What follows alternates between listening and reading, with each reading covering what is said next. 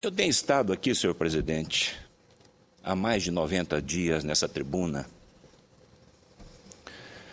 levando ao povo brasileiro, à imprensa e aos nossos companheiros, senadores e senadoras, informações sobre o Sistema S no país. Incansavelmente. Às vezes mal entendido por alguns companheiros, até mesmo pela imprensa nacional.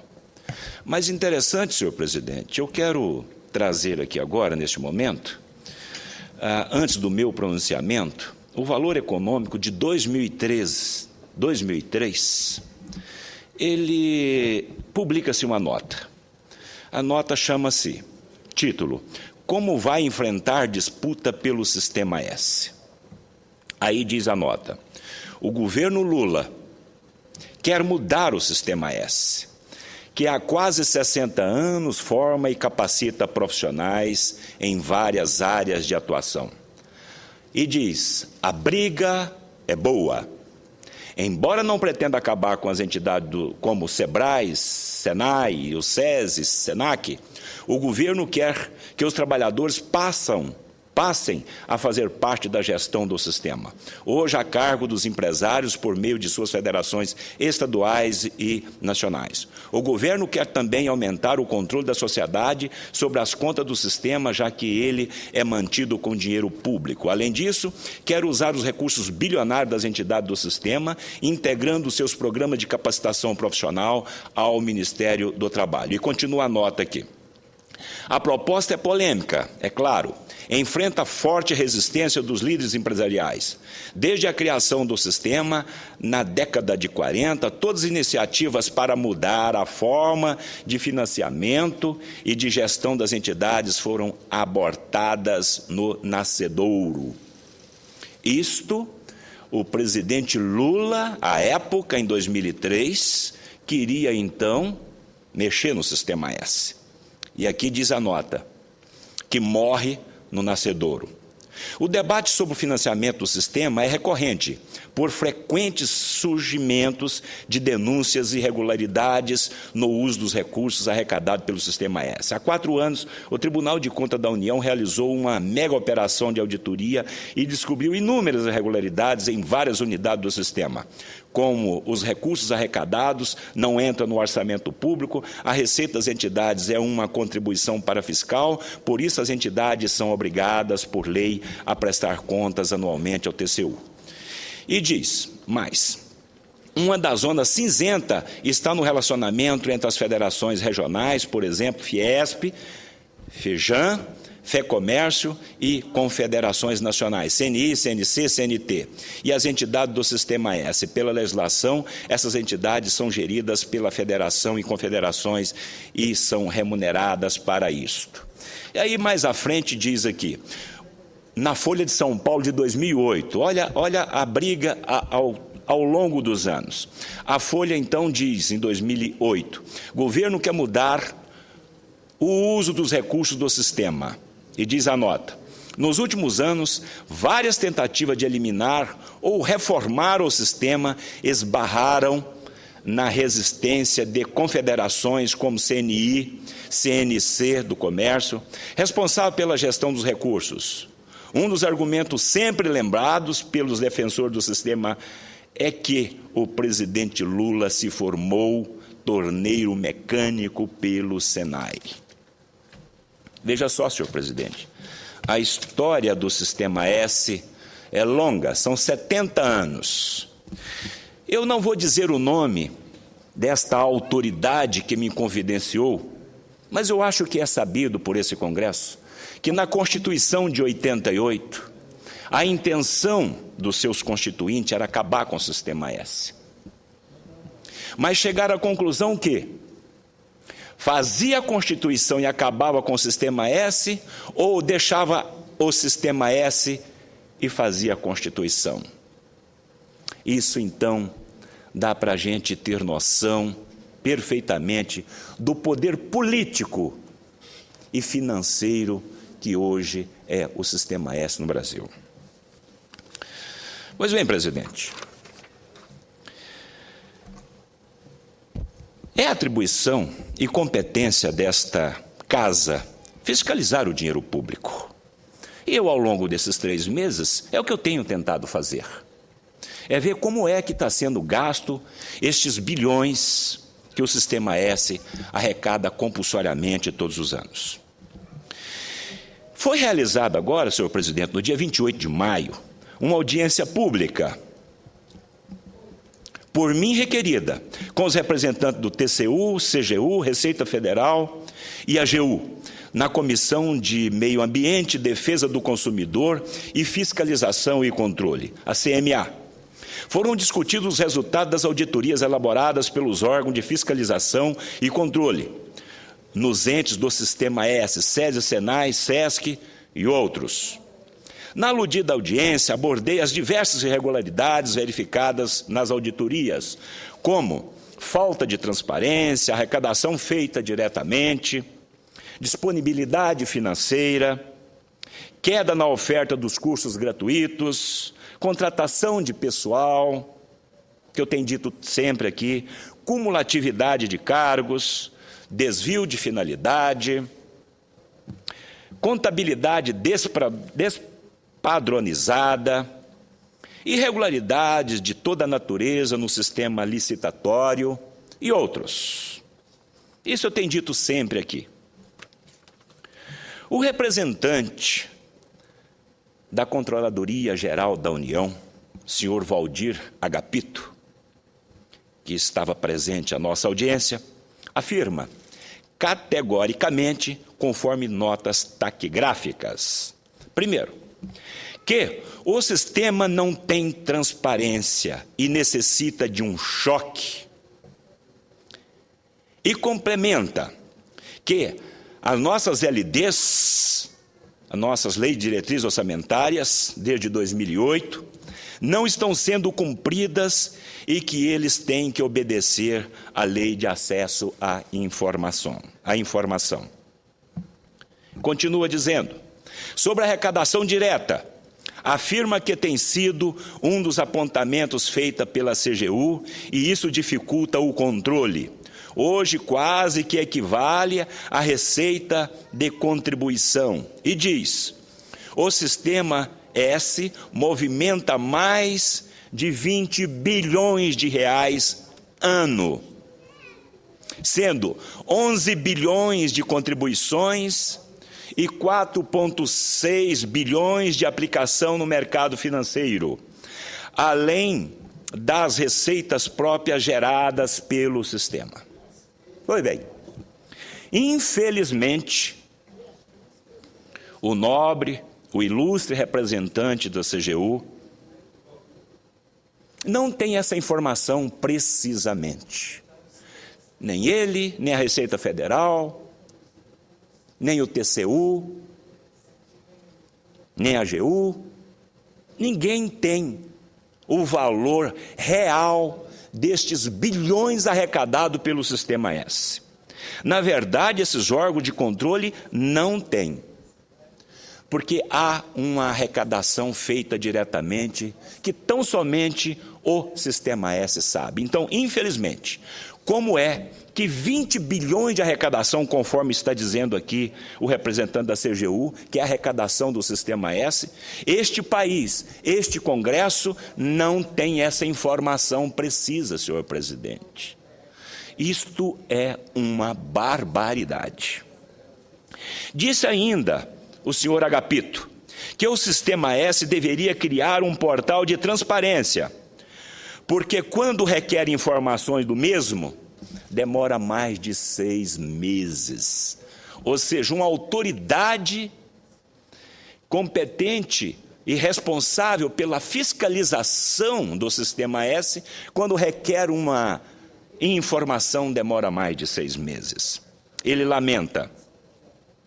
Afirmou que as confederações e federações não são fiscalizadas, portanto, não prestam contas.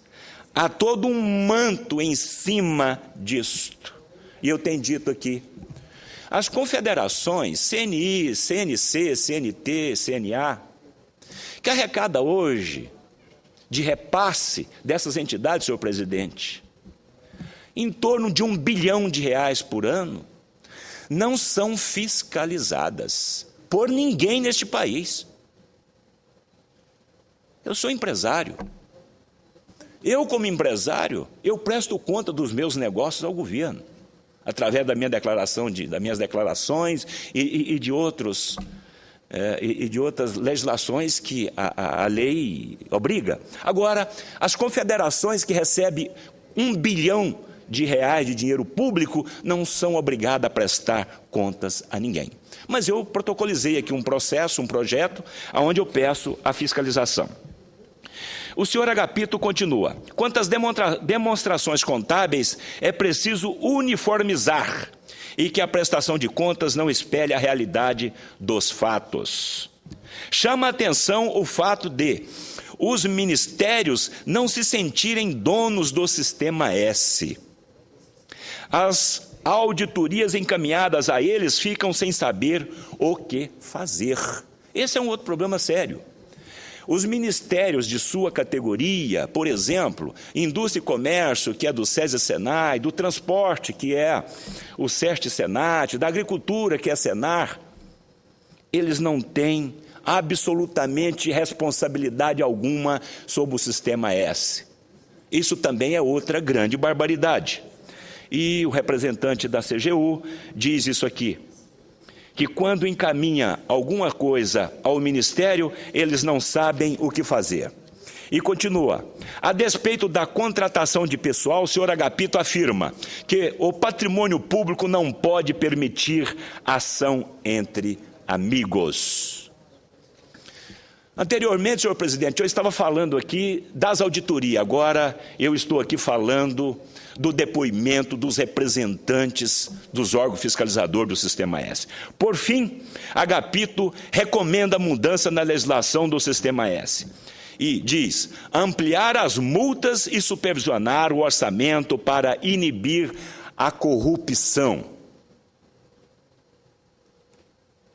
Ampliar as multas e supervisionar o orçamento para inibir a corrupção, disse ele. E eu digo: esta recomendação já foi cumprida por mim, através do PLS 032 de 2003, que aprimora todo o sistema e corrige as suas deficiências. Espero que esse Congresso nos atenda. E concluí que é a primeira vez... ele concluiu que é a primeira vez que o Congresso Nacional enfrenta o Sistema S e que a CGU irá divulgar todos os seus relatórios do Sistema S no seu portal de transparência. Olha que coisa maravilhosa. A nossa central, a nossa CGU vai então agora no seu portal da transparência desses números do Sistema S que for enviados a ela. Eu fiquei muito contente. E ele diz aqui também, nos finalmente, que é a primeira vez que esse Congresso se manifesta a respeito do Sistema S. Quanto ao representante do TCU, o senhor Fábio Henrique Granja, afirma que a falta de transparência é a questão principal. Quanto à arrecadação feita diretamente, é impossível saber o seu quanto, uma vez que não são obtidas através do CIAF ou do CIAP, que é o sistema da Receita Federal. Que a contabilidade do Sistema S não é padronizada e não contempla os princípios básicos de receitas e despesas e que todas as demais irregularidades estão contidas nos acordos de auditoria. A Receita Federal, senhor presidente, através do senhor Fernando Mombelli, que também estava presente, a despeito da arrecadação feita diretamente, ele colocou o seguinte, que o Congresso Nacional precisa criar lei para coibir este procedimento. É lamentável que o nobre representante da Receita Federal tenha este conceito, uma vez que há uma abundância de legislação que proíbe essa arrecadação direta e que eu tenho dito aqui sempre, Eu vou só passar diretamente, senhor presidente, porque é longo o texto, mas o artigo 37, inciso 22 da nossa Carta Maior, que a arrecadação de tributo é de estrita competência do Estado e exercida por servidores de carreira específica. A Lei 11.457 de 2007, no artigo 2º, parágrafo 3º, que diz sobre a fiscalização e arrecadação, e não deixa ressalva, que somente a Receita Federal do Brasil tem a competência para arrecadar tributos. Também no Código Tributário Nacional, Lei 5.172 de 66, no seu artigo 7º, diz que a arrecadação tributária é indelegável. E aí vem diversos acordos dessas auditorias, acordo 2.527, no seu item 20, que diz que não pode. Ademais, a lei supracitada determina sem ressalva alguma que a competência da arrecadação é da Receita Federal. E eu digo mais aqui, senhor presidente.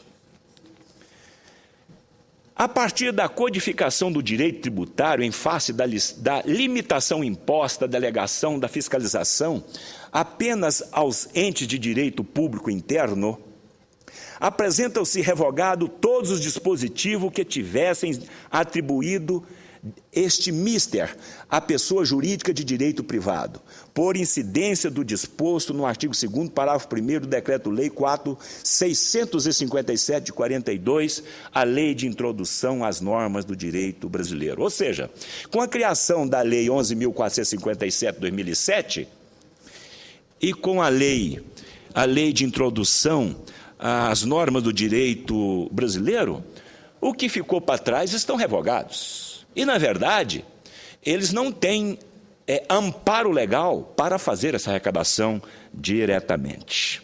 Isto é extremamente grave, eu tenho colocado isso aqui.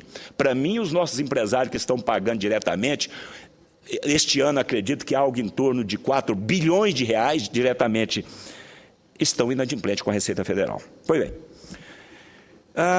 Como eu prometi, senhor presidente, no meu último discurso, que iria continuar prestando informações ao povo brasileiro, passo a falar então sobre as confederações e já falei sobre a CNI. Mas eu acredito até, senhor presidente, que essa semana eu quero encerrar esse discurso. Eu acredito que mais um discurso eu levo ao povo brasileiro as informações sobre esta caixa preta, sobre esse verdadeiro nindiguacho. CNA, Confederação Nacional da Agricultura e Pecuária, foi conhecida pelo Decreto-Lei 53.516 de 64, é uma entidade de grau superior coordenadora dos interesses econômicos da agricultura, da pecuária e da produção extrativa rural em todo o território nacional. A CNA administra o Serviço Nacional de Aprendizagem Rural, SENAR, e suas federações, que tem como finalidade o desenvolvimento de ações de formação profissional rural e atividades de promoção social voltadas para o homem rural.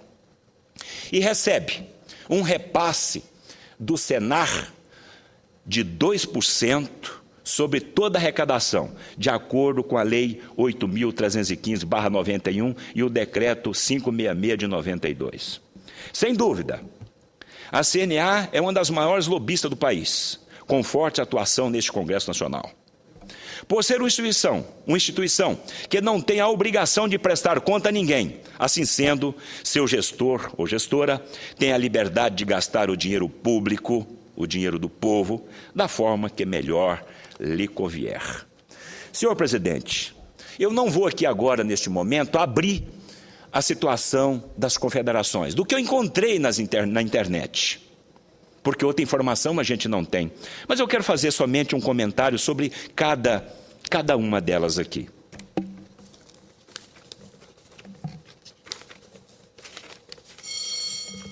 Me permite mais um tempo, presidente, se possível. Um recede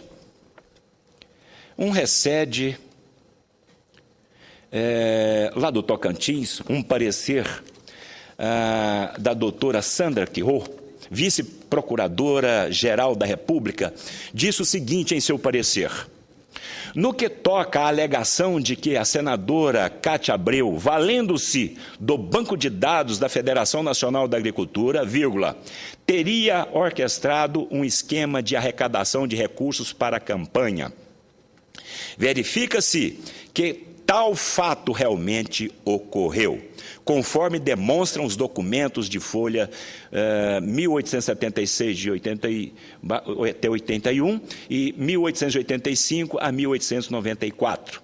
No entanto, tais documentos também demonstram que os recursos arrecadados tinha como beneficiário o Diretório Regional dos Democratas, folhas 1892/1893, e não o Comitê Financeiro dos Recorridos. Além disso, a mensagem divulgada pela citada senadora, folhas 1889, claramente informa que os recursos arrecadados destinar-se-iam a deputados e senadores identificados com o setor agropecuário, não mencionado.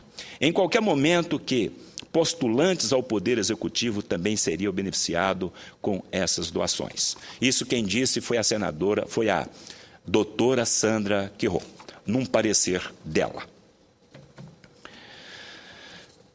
E, inclusive, aqui há em minhas mãos um boleto de arrecadação. Mas vamos falar sobre a CNC, muito rapidamente aqui, presidente. Criada pelo decreto 20.068 de 45, a CNC é a entidade também responsável pela parte do comércio.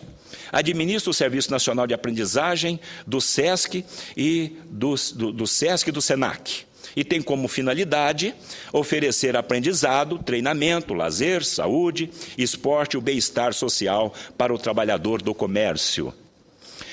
Recebe um repasse do SESC e do SENAC de 3% sobre toda a sua arrecadação geral. É aqui que eu digo que essa arrecadação das confederações deve atingir algo em torno de R$1 bilhão ano.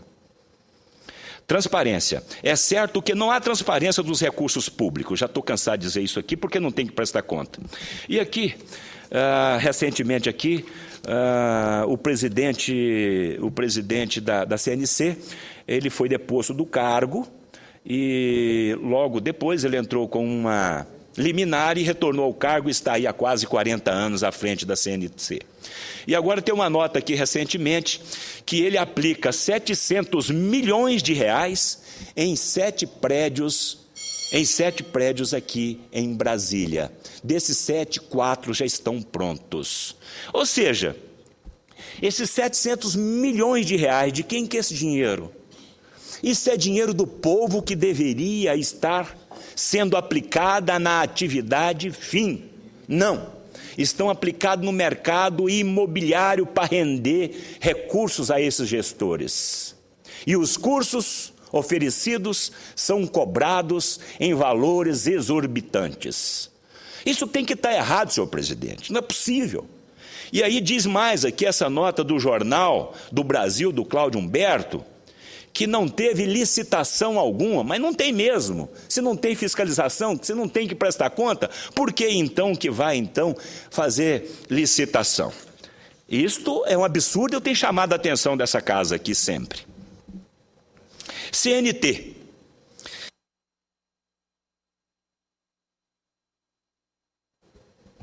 Senhor presidente, a CNT recebe 10% de toda a arrecadação do SESC e do SENAT. Para quê? Eu quero saber para que esses 10%. É muito dinheiro. Para fazer o quê? Para bancar campanha? Para fazer lobby? Para construir prédio? Para ir para o mercado financeiro? E essa mão de obra nossa totalmente desqualificada? O nosso povo precisando de oportunidade. Isso aqui me deixa, presidente, indignado. A política hoje me deixa indignado.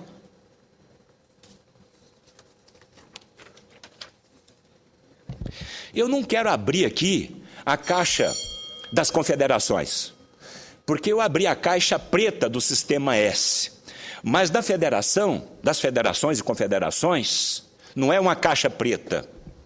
é um ninho de guacho, é aonde ninguém consegue chegar. O Lula não conseguiu, o Congresso não conseguiu, o Haddad não conseguiu, e eu estou aqui nessa tribuna há mais de 3 meses, falando, não sei para quem. Eu disse que a única coisa que eu tenho nesse Congresso é essa tribuna, mas eu vou fazer uso dela até o último dia que eu estiver nessa casa. E interessante, senhor presidente, que essa CNT, em 2011, foi ao caixa de um banco e sacou 34 milhões de reais. Isso foi publicado em revistas. Para sacar 34 milhões de reais, deve ter levado uns 3 carros fora. Finalidade, qual o destino desse dinheiro? Mas ninguém está preocupado com isso. Mas essa bomba uma hora vai estourar. Vai estourar no peito de algum presidente da República. Uma hora vai estourar, não tem como. O errado, aos olhos do nosso Senhor Deus, tudo está descoberto. Hebreus, ponto 2, se não me falha a memória. E o artigo 70, parágrafo único da nossa Constituição Federal diz que todo mundo que pega dinheiro público ou trabalha com dinheiro público tem que prestar conta. É a nossa Carta Maior. Senhor presidente, se eu tiver condições, eu vou tentar entrar nesse emaranhado das confederações e das federações.